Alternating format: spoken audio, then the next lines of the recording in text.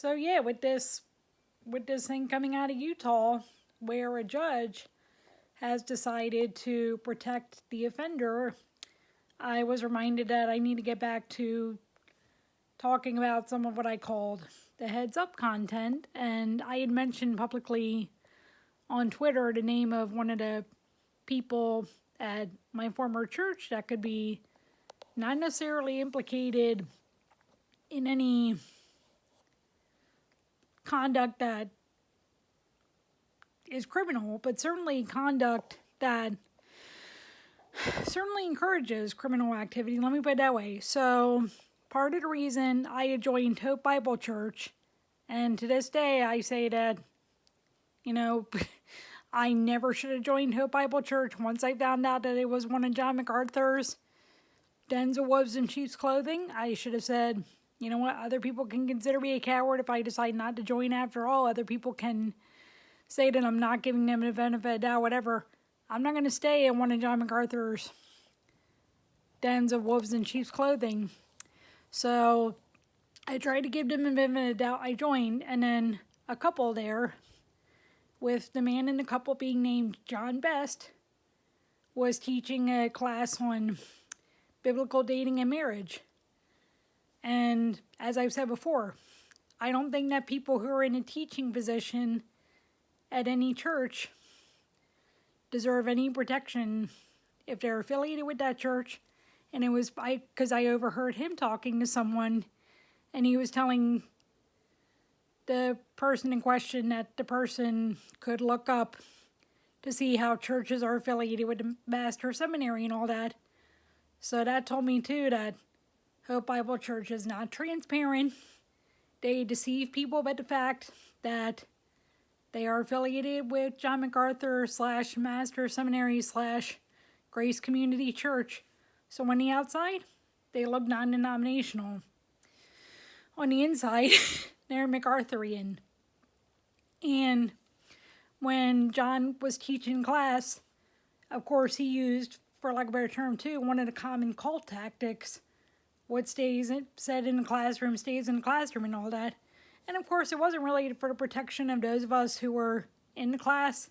It was the common cult tactic thing. You sign the confidence thing or whatever, so that anything inappropriate that a teacher says and all that can't even be discussed with family members. And John would say inappropriate things like he understood the passport bros phenomenon. He would accuse certain types of men of being simps. I'm trying to remember some other things, but there were definitely things that I wrote down, and if I look back, I'd be like, oh yeah, John made that comment and this and that and this and that.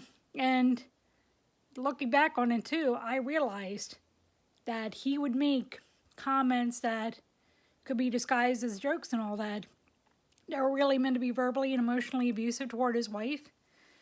And one of the sad things that his wife said was that she didn't get married until later in life because she was too independent to be married.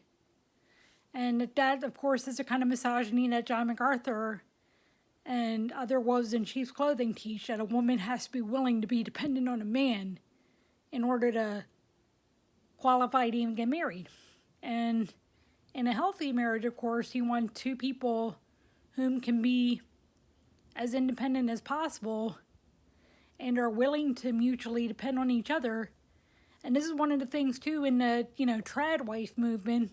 She'll get dependent on her husband, and then if he cheats or dies, or if something else happens, well, she can't take care of herself now. So when John's wife said that she was co-teaching class, so I don't believe that she preserves protection either because she was in a teaching position at the church. When Elsie said that she felt like before she'd been too independent to get married, I mean, that too just put up a huge red flag for me. And she even gave me a false prophecy later. She said the next time that I took the class, I would be in a relationship. Well, long story short, I'm obviously not taking the class, and I'm unfortunately still not in a relationship. And just thinking about both what John and Elsie, but especially John, enabled. And then he implicitly, I should mention this too, during one of the conversations, he accused somebody in the church of essentially being a gold digger. The way he did it, first of all, it's not exactly something that he should have even really shared with anybody, and he wants to talk about the confidentiality thing. So he was trying to make a person in a situation look like a gold digger.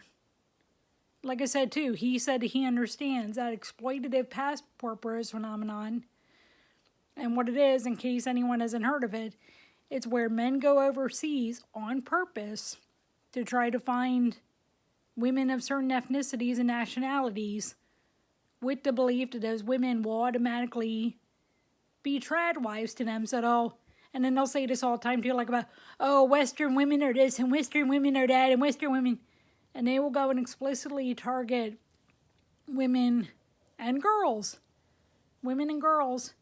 whom are Middle Eastern, Eastern European, African, Southeast Asian. So the passport bros phenomenon is a xenophobic, racist, and misogynistic movement. And a guy who's teaching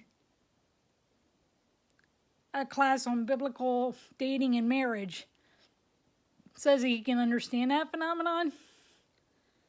And then, of course, he's married too, so it's like he's saying that he can understand a phenomenon that exploits women, that fetishizes women. So I don't know what else to say. I'm at a complete loss just thinking about all this too. And there were other things in the class too, and I want to be more careful about that stuff because, well, let's just put it this way. A lot of people at Hope Bible Church and within the system that John MacArthur created overall are not honest people. They don't follow God.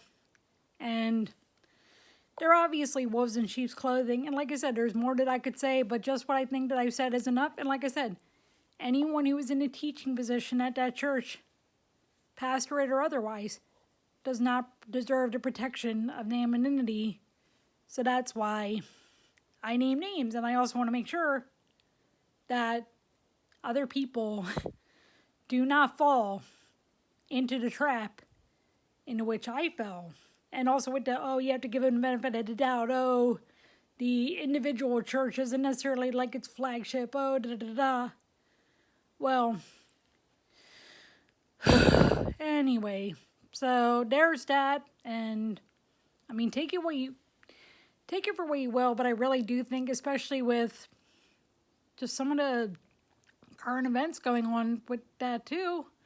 Oh, I know I mentioned this before, but thinking about what so-called Pastor Gabe said, he claimed that, and this was before the 501c3 laws were illegally repealed, he said in a sermon that if a woman leads a country, that means that country is under God's judgment.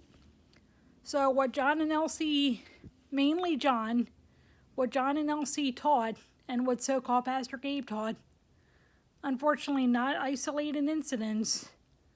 And this is just here in the Howard County, Maryland area. So, like I said, for lack of a better term, take it for what you will. But I just wanted to give other people a heads up. And I don't want any more people to fall into John MacArthur's trap. And I don't want anyone made as twice as fit for hell as John MacArthur was.